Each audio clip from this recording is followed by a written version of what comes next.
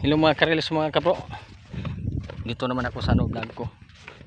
Punta po ako sa yung baka ko na patakalan ko, pasimilya. Yung patakmagan ko para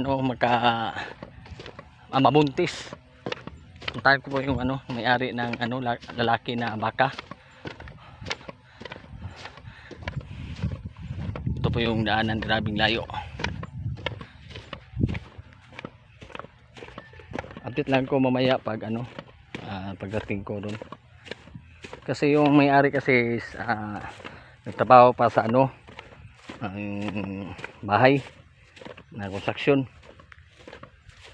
Sabi niya, pinuntahan ko kanina, sabi niya na babalikan ko lang yung baka ko mga hanghaling mga 12 o 11 PM para kukunin daw.